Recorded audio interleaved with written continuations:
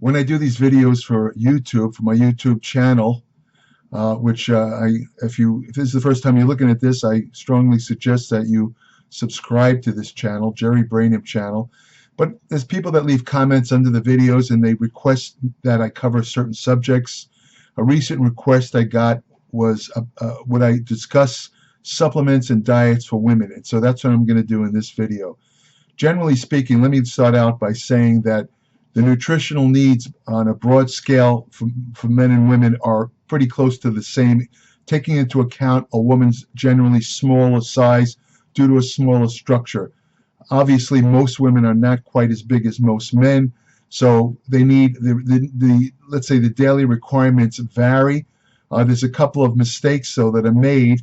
Now, let me backtrack and say that what I'm about to say in this video applies to female athletes, bodybuilders, fitness women, anything like that. But the majority of it can also apply to any woman. In other words, a lot of things I say in this video are specific to women's physiology. So with that being said, I will tell you that, again, most of the nutritional requirements are similar, but there are certain, let's say, aspects of nutrition that women tend to fall victim to, if you want to use that word, where, let's say, they might not be getting a certain amount of nutrients. Basically, you should try and get most of your nutrients from food. However, in my experience over many, many years of watching women, knowing women, and watching how they eat, women tend to avoid certain foods because of concerns about putting on weight, putting on body fat. Unfortunately, some of these foods are necessary if you're going to consume a truly balanced diet. One particular group that comes to mind is the dairy group. For example, cheeses, milk, that type of thing. It's not that women don't ever drink milk or eat cheese, but if this particular, the dairy group is the main source of the mineral calcium in the diet, and unfortunately you have to actually consume a pretty good amount of dairy foods to get the calcium requirement for women, which is about 1,200 milligrams a day. This would require drinking over a quart of milk, eating a considerable amount of cheese. A lot of women, when I've mentioned this to them, they've responded by saying, well, wait a minute, I eat vegetables, and I know that some of these vegetables, I've seen the vegan videos on YouTube where they say you don't need to drink milk, you don't need to eat cheese, you can get all your calcium from vegetables. What these videos leave out is the fact that, unfortunately, the vegetables also contain elements such as a substance called oxalic acid that locks onto the calcium, basically causes most of it to be excreted out of the body. So you're not getting, vegetables are not a reliable source of calcium. Furthermore, you'd have to eat a ton of vegetables to even approach the daily requirement of calcium. So what does this mean? This means, and this is one of the general rules that I'm stating in this video, that supplements should be just that. Women, just like men, need to supplement their diet with nutrients that they're not getting from their food. You have to be honest about this. And things, it's a very simple way around that. Women who, for example, don't want to drink milk or eat a lot of cheese, they can simply take a calcium supplement. Unfortunately, a calcium supplement alone is not enough. To get the full benefit, you have to have several accessory nutrients. For example, you have to have vitamin D, you have to have magnesium. Phosphorus is easy. Phosphorus is found with calcium in bones. Oh, somebody's visiting here. Hold on a second. Oh, come here, over here. Somebody's visiting. It's Bruno. Bruno, talk about nutritional needs for women, even though you're a little guy. What do women need in the way of vitamins? Come on, tell them. Bruno. Oh, he hit me. Okay, that's it. Anyway, a little brief interlude there. Anyway, what I was saying is that, calcium is basically what they don't tell you. I mean, they tell women to take calcium, but that's not enough. You have to have the accessory nutrients to fully utilize calcium. That means magnesium, vitamin D, phosphorus. You don't have to worry about it. Every protein food, phosphorus is ubiquitous. As a matter of fact, there's too much phosphorus around.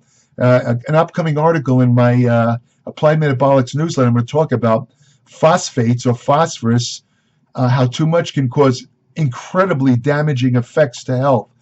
Nobody's ever really talked about this in a layman's terms, but I'm going to include it. You're going to be shocked when you read this article. But getting back to this, So so a woman should take these various supplements to make up for lack of dairy intake. The preferred calcium supplement for women, I would suggest, is a form called calcium citrate. The reason I suggest it is because most calcium supplements require you to take them with food, because calcium normally requires the secretion of acid in the stomach to be fully absorbed. So most calcium, like calcium carbonate, for example, is a common supplemental form. Calcium carbonate is basically chalk. It has to be broken down by stomach acid or it passes right through you. And the only way to do that is to consume it with a meal. Now, calcium citrate differs because you can take it anytime. You can take it with a glass of water. The only thing you have to be careful of, the actual elemental calcium, or the true amount of calcium in calcium citrate, isn't much. So if you use a calcium citrate supplement, make sure you look for make sure that it has a certain amount of elemental calcium. In other words, it might say 1,000 milligrams on the bottle, but it turns out that a lot of that's just the citrate part, and it might only have, let's say, 100 milligrams of calcium. So you'd have to take like 10 tablets of that just to get close to the amount of calcium you need. So look for the amount of elemental. That's actually the usable amount of any mineral. It's called elemental amount. Now, there's other things that women have to be concerned about.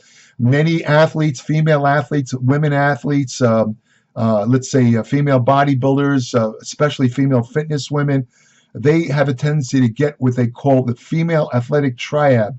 That consists of three aspects: amenorrhea, or lack of periods. It's also disordered eating, where you can almost become anorexic because they get too concerned about their calorie intake. They don't eat enough. And the lack of nutrients such as calcium and vitamin D, when you have this triad, can lead to osteopenia, which is a thinning of the bones, and eventually osteoporosis, which is actually weakening of the bones. Osteoporosis, a lot of women don't realize, begins at age 30, and you don't see the effects until you hit about 60, when you could get a broken hip, or you get this thing where your cervical vertebrae kind of fracture, and the women start walking bent over. Now, honestly, the women most prone to osteoporosis are women who are very small and have very light bone structure. They are extremely at risk for osteoporosis. These women have to ensure that they get the bone-building nutrients. Again, that's calcium, magnesium, phosphorus, vitamin D. Boron would help too, the trace mineral boron, because boron helps you utilize calcium and magnesium. So it's very important for small women with light bone structure to get those nutrients, or they will get osteoporosis, probably starting in their late 50s, become very apparent when they're about 60 years old. Terrible. They can barely walk. It's almost crippling. So the lack of periods that occurs in the female athletic triad, that's caused by having the body fat drop too low.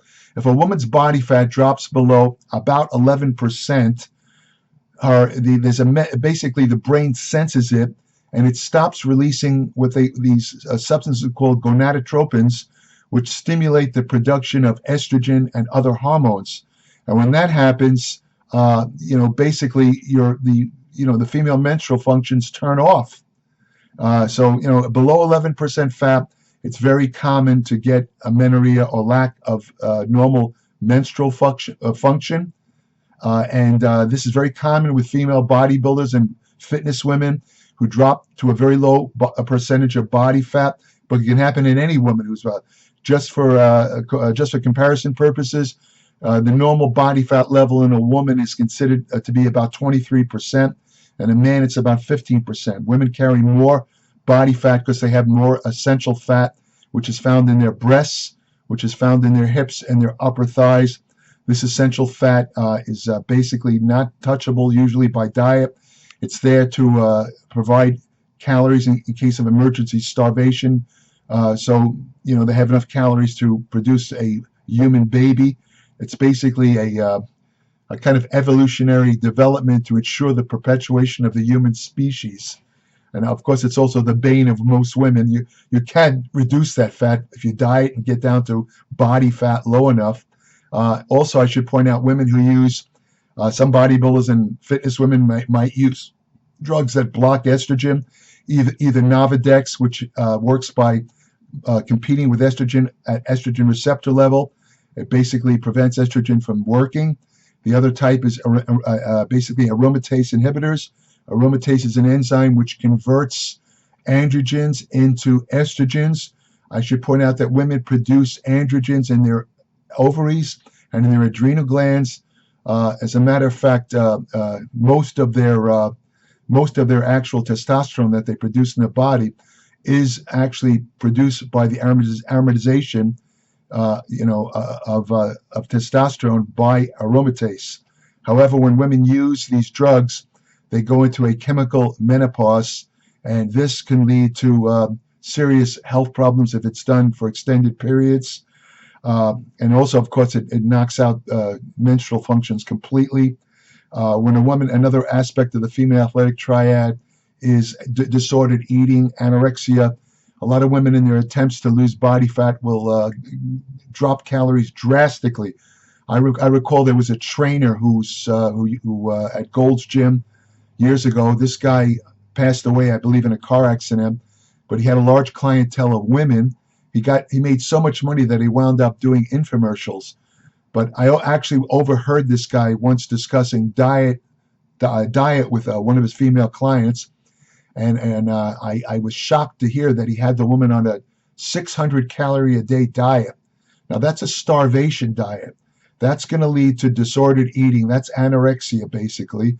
If you cannot consume enough protein on 600 calories, you're going to lose lean tissue. Your resting metabolic rate is going to go down. What is the minimal amount of calories that a woman should get? That varies with women. It depends on the size of the woman. Generally speaking, I would say no woman should go below 1,100 calories a day if she's trying to lose body fat. Another thing to remember is you never want to try and lose body fat rapidly. The faster you lose body fat, the faster it's going to come back. You want to aim for, believe it or not, what the studies show is that you have the greatest chance of keeping body fat from returning if you aim for a body fat loss of only 1 pound a week. And this translates into reducing caloric intake by about 500 calories a week. That's it. I think it's 500. I might have that wrong. It might be 500 calories a day. I think it's 500 calories a day. But if you do that, you'll lose a pound a week, no matter what type of diet you're on. And as far as the third aspect of the female triad, which is osteoporosis, again, that's related to lack of estrogen, low body fat, and you can avoid that by making sure you get these bone building minerals that I mentioned earlier. I think one of the biggest most common errors that female athletes, bodybuilders, and fitness women make is to reduce their calories too low for too long. And what happens also is that when you do that, you depress your thyroid function. Your body interprets the lack of calories as a starvation state, and in order to prevent the loss of lean tissue such as muscle and bone, what happens is it converts your active thyroid hormone known as T3 into something called reverse T3, which has no metabolic activity. The problem with this is when you start to eat again, let's say you get off the diet, your thyroid is working at a very low ebb, and if you eat too many calories too fast, you're going to wind up getting very fat very fast. I saw one woman a couple of years ago. She was one of the early competitors in fitness contests, and she had this idiotic coach who, and I use that word coach in parentheses because most of these guys are morons. But anyway, he put her on a high thyroid program to lose body fat, and she wasn't even that fat to begin with, but he wanted to make her very lean. He had no idea what thyroid does in large amounts, how it consumes lean tissue, and how it depresses your resting metabolic rate once you get off. So she sure enough, she lost about 50 pounds of, through diet and through exercise and through use of thyroid, and she won her contest. What happened afterwards, though, and I'm not exaggerating, within 5 weeks, this woman packed on about 70 pounds. She blew up like a house. Why? Because she literally had no thyroid activity. When she went back to eating, she might have ate a lot. I don't know if she ate a lot after she, got off her diet. That I don't know. But even normal eating, she ate every calorie, just had nowhere to go. she wasn't working out that much. She decided to take a layoff, and even the normal food intake she took in, because she had no thyroid activity, it all went to the fat stores. And she gained so much weight that she never competed again. I don't know what happened to her. I heard that she wound up losing the weight after a while, but she was so shocked and discouraged by what happened. The lesson to be learned here is be careful who you listen to. A lot of these people who call themselves coaches, and this applies to men and women competitors. A lot of these people that call themselves coaches don't know their ass from their elbow. They're giving very bad information. And I'm not saying by any means all of them are like this. Some of them really know what they're doing, but a lot of them don't. You got to be real careful of that. They'll be happy to take your money and screw up your health. And as far as supplements go, let's segue into that. In my experience, and from what I've read in the scientific literature, the nutrients most likely to be lacking in women's diets, again, because they avoid certain foods, are iron is the first one. Iron is a mineral. It's needed for the building of hemoglobin, which is the protein that carries oxygen in the blood. It's also involved in thyroid function. It's involved in brain function. I can go on and on, but this video is not about iron. The point being that because of menstruation, women lose iron every month. Therefore, they have to ensure they ingest iron. The best source of iron, unfortunately for women, is animal protein foods, particularly red meat. Red meat contains a type of iron that is more absorbable called heme iron. The type of iron found in vegetables and fruit and that kind of thing is called non-heme iron. It's much harder for the body to absorb, but there's a little trick that women can use. If they take vitamin C with these vegetables, the vitamin C will convert the non-heme iron into heme iron, and they'll get a better absorption. But again, the most reliable sources of iron are red meat and animal protein foods, which women tend to avoid. So, for most women, what I'd suggest is having your iron or ferritin, as they call it, ferritin level, have it checked through a lab test. If you're low, if you're anemic, or if you're borderline anemic, you probably want to take an iron supplement. Good news, recent research shows you don't have to take it every day. You could take it every 2 to 3 days. That's all you need. You want to take what they call a ferrous, F-E-R-R-O-U-S, a ferrous form of iron, which is much more absorbed than other iron. Some forms of iron will literally pass right through you, or they'll cause constipation. Go for a ferrous form of iron if you need it. Now, if you take a blood test and your ferritin levels are normal and your iron capacity is normal, that's another test. You don't forget about iron. You don't need to take it. But I think because of menstrual functions and the loss of iron every month by women, that every woman should have her iron levels tested. And if she needs to take iron, take the iron supplement. You will feel much better, much better. If you're anemic, you're going to have very low energy. You're going to feel tired. You're not going to be able to think clearly. If you're a woman and you lack iron and you take an iron supplement, it'll be just like a man taking a smart drug. Your brain's going to suddenly wake up. You're going to have a lot more energy. Another nutrient frequently lacking in female diets, zinc. Trace mineral zinc is involved in about 500 different enzymatic reactions in the body, including in the metabolism of protein, carbohydrate, and fat. It's needed for the production of testosterone and growth hormone. It does a lot of different things. It's needed for immune function. Again, the best forms of zinc are found in animal protein foods, which a lot of women just don't like to eat because they think they're high in calories, or they simply have no taste for stuff like steaks and meat and that kind of stuff. So they don't eat those. So you have to watch out for zinc. A woman only needs about 9 milligrams of zinc a day. It's not that hard to get. If you're not eating these animal foods, or if you're a vegetarian or vegan, I would strongly suggest using a zinc supplement. The best forms are zinc proteinates. In other words, zinc complexed with an amino acid. One form complexes zinc with the amino acid methionine. It's called zinc methionate. Very absorbable form of zinc, so that would cover you. Another nutrient that's frequently lacking in women, and I mentioned this earlier, vitamin D. Unless you go in the sun has to be in the right place in the sky.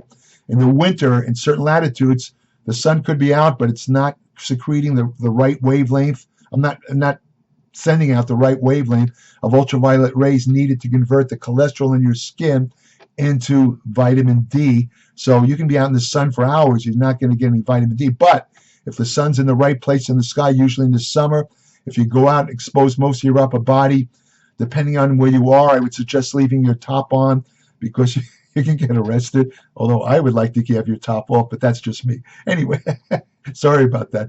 Anyway, the thing is, you want to expose most of your upper body. If you go out there for about 20 minutes, your body will produce 20,000 units of vitamin D in your skin. However, if you don't go in the sun, the odds of getting enough vitamin D in your food are very, very minuscule. I've seen a couple of idiotic blogs where these guys, for some reason, have this anti-vitamin D stance where they keep saying what a waste vitamin D is. So I'm talking about supplements, and nobody needs them, and you can get them easily from food like egg yolks. The truth is, egg yolks have very, very tiny amounts of vitamin D, not nearly enough to raise your active vitamin D levels, called 25-hydroxycholecalciferol. It should be at least 30. And this is a blood test, 25-hydroxycholecalciferol. That's activated or hormonal form of vitamin D. It should be at least 30, and for optimal health, should be between 55 and 65. If it's below 30, you're basically deficient. So, and the good news, I know women, listen, I've tried to give vitamins to many women in my life. They complain about how big the pills are. They call them horse pills. They're loath to swallow these pills. The good news about vitamin D is it's a tiny, tiny little gel pill that an infant can take with no problem. But the thing you have to remember, when you take a vitamin D supplement, make sure you take it with a meal containing fat, because vitamin D is fat soluble. They've shown in studies when you take vitamin D with a meal containing fat, it increases the vitamin D uptake by at least 67%. So don't take it with a glass of water. Take it with a meal containing fat. Doesn't have to be a lot of fat. It could be like 2 pats of butter or an egg or something like that, or any kind of oil. You got to just take it with some form of fat. Another frequent women that don't eat fatty fish, such as sardines, mackerel, salmon, halibut, and several others, they're going to be lacking in omega-3 fatty acids. Very important for brain health. Has an anti-inflammatory effect. This is extremely important for women because women, unfortunately, because of their physiology, are much more prone to what's called autoimmune diseases. For example, rheumatoid arthritis, lupus erythematosus, several others. And it's very important to keep inflammation down. So you want to ensure that you have omega-3. Now, if you eat the fatty fish that I mentioned, if you consume them at least 2 to 3 times a week, you're okay. You don't have to worry about an omega-3 supplement. If you don't, I would strongly suggest ingesting an omega-3 supplement. I personally use a liquid form of omega-3. I take 2 tablespoons a day, equal to about 5 grams of total omega-3.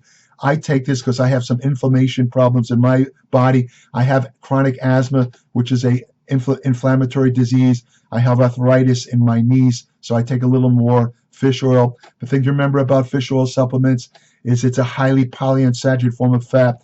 It can be oxidized very, very easily. Once you open a bottle of fish oil, whether it's the capsules or the liquid, stick it in the refrigerator immediately. Never, never keep it out at room temperature because it will go rancid very fast. I'm talking like within 2 days. So as soon as you open omega-3, stick it in the refrigerator. The last nutrient I want to talk about that women tend to lack is vitamin B12, or also called cobalamin. Again, here we go again. The reason for that is because the best food source for vitamin B12 is animal protein foods. If you don't eat a lot of animal protein foods, meat, fish, eggs, chicken, turkey, that type of thing, there's a very good chance you're going to be not ingesting enough B12. Among the effects of lack of B12, are your brain shrinks, which is not good, and you get a certain type of anemia. If a woman has iron deficiency anemia from not enough iron, and she has a B12 deficiency from not enough B12, she has like 2 anemias. Man, she's going to be dragging. She's not going to have any energy. She's going to feel tired all the time. So if you don't eat these protein foods, if you don't take a vitamin mineral that contains B12, take a B12 supplement. I take a B12 supplement. I take a 2,500 micrograms of B12. It's a sublingual. There's a little cherry flavored tablet. I stick it under my tongue. It melts in less than 30 seconds. A recent study compared sublingual B12 with B12 injections and found that the sublingual B12 worked just as well as injections. You don't need to get B12 injections. You can use sublingual B12. You don't even need to use it every day. I use it every day because, among other things, a combination of B12, folic acid, which is another B complex vitamin, and vitamin B6, they prevent the production of a toxic amino acid in the body called homocysteine, which is produced from the essential amino acid methionine. Homocysteine is a whole different subject. I'm going to cover that in my newsletter, Applied Metabolics. Maybe I'll do a video on it too, but suffice to say, it's very damaging to the brain and the cardiovascular system. Because of that, I take B12 every day, but the truth is, you don't need to take it every day. If you took that kind of quantity, 1,000 micrograms or 2,000 micrograms, you only actually have to take it about twice a week. But I like to take it every day. It doesn't seem to harm me. I've never had any problem. I've been doing this for a long time.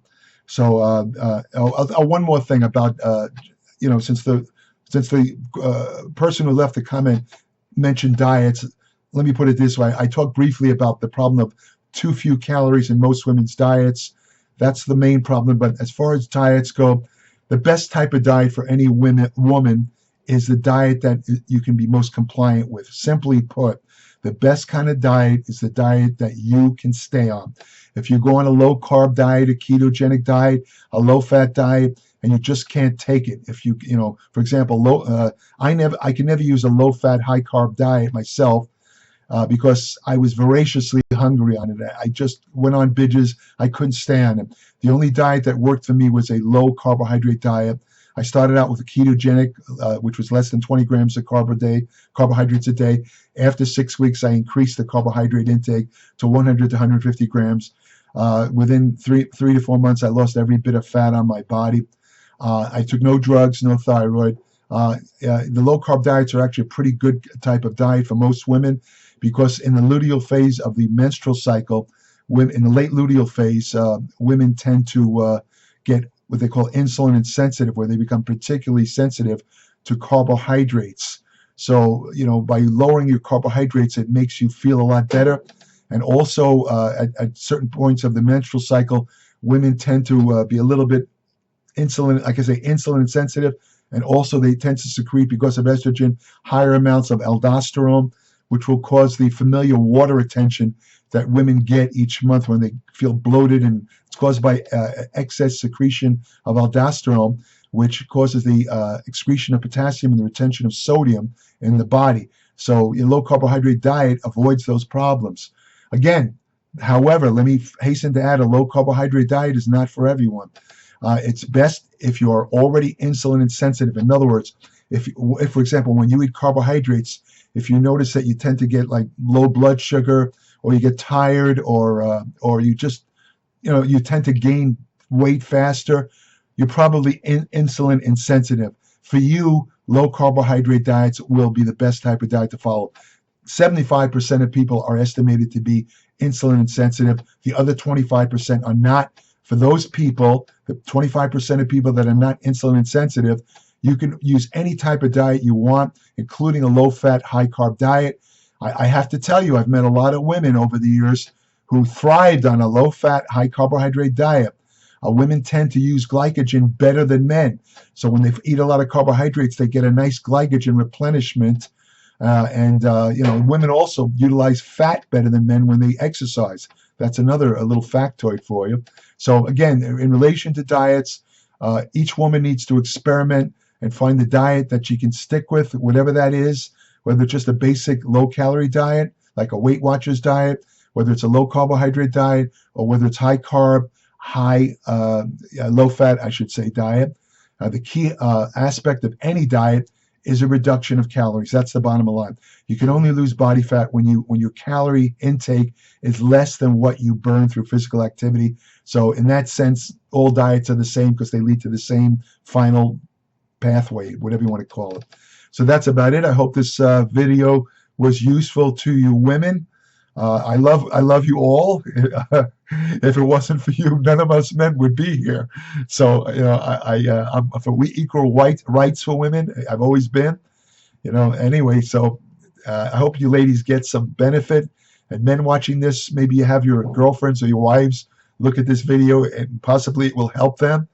If you want further information, here comes my spiel. You know it's coming. If you want further information about nutrition, exercise science, hormonal therapy, fat loss techniques that really work, anti-aging research, women's health and fitness, supplements, subscribe today to my Applied Metabolics newsletter, www.appliedmetabolics.com. Evidence-based, solid information, no advertisements, written in plain English. I've been a professional writer for 40 years. I know how to communicate. I'm not going to leave you where you have to pick up a medical dictionary, just to read my articles. I explain every scientific term I use. I'm incorporating my 57 years of both academic and empirical knowledge in this newsletter. I know what works and what doesn't, and I will import this into my newsletter. It averages 40 to 50 pages every month. As I said, pure information, no ads. I'm not trying to sell you anything but information. That's it. Total truth. I'm one of the last bastions of truth you will find. There's so much BS, and anyone looking at this knows I'm telling the truth.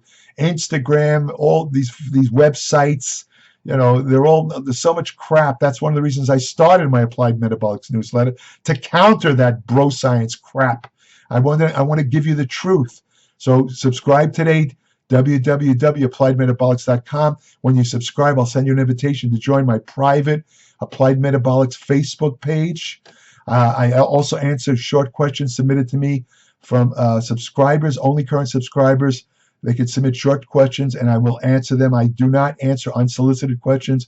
You're welcome to leave comments under this video. For example, I did this video because I got a comment. Someone wanted me to do a video on women's diets and supplements. So here you go. I did that. Feel free to do that. But I can't promise you I will answer every question submitted to me in the comments section. I just don't have the time. If you want to have the best friend, you just saw Bruno, the wonder dog. He was in this earlier part of the video. He's my best friend, and I don't know what I'd do without him. Go out and save a life, save a dog. I mean, dogs live for you. They love you unconditionally, like no one else will, except your mother. And I have to put a qualification to that, because not every mother is a good mother, and not every mother loves a child, but every dog loves its human. Take care.